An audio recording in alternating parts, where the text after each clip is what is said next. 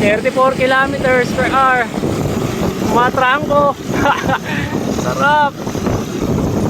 Nasalo ng tricycle yung hangin. 7:38 ng umaga. 103 kilometers.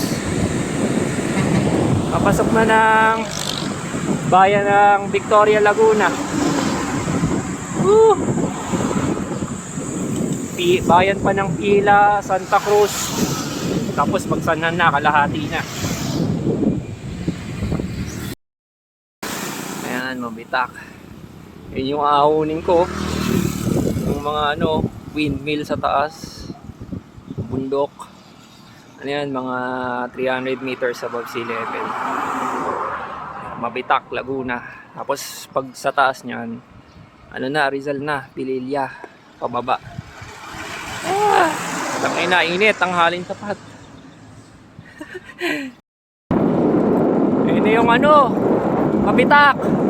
Malapit na ng palapit.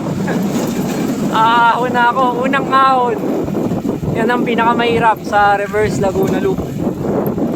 Ang ahon ng mabitak. Medyo matarik yan. 8 kilometers. 8 kilometers sa ahon. 300 meters above sea level. Ganda.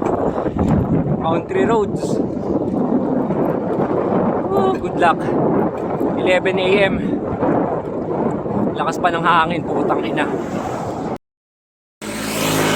Munging ina. 30 minutes na ako maahon. Pero banayad lang. Kasi sobrang haba. 3 to 5% gradient. Pero ayun yung dulo. Yung signage ng mabitak. Dulo na to. May konting ahon pa pero may clean na lang. Tapos lusong na yun. Untang Pililya.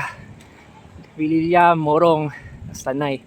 Tapos akyat ng Teresa, Antipolo. Tapos baba Sumulong. Ayan. Kung magpapapicture muna ako dito. 172 meters above sea level. Pero hindi pa tutok-tok. Kunti pa.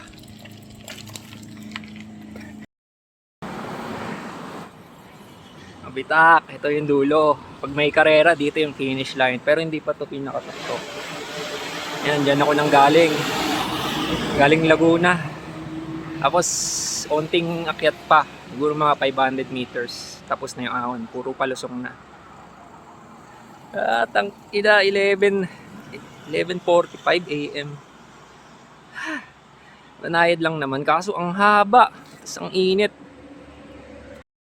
Yan, ito na yung tuktok. Rizal na to. Pililya, Rizal. Yan ang view. Pag may pag-aahon, mag-expect ka ng view. Ayun yung Laguna Lake na umuulan ata doon. Papunta ata dito. Sana mabasa ako. Ayan, tuktok na. Tapos lusong na yan. Papuntang Morong. Side trip. Side trip bago lumusong. Side talaga yun. Pililya Windmills Farm. Wind farm. Ganda.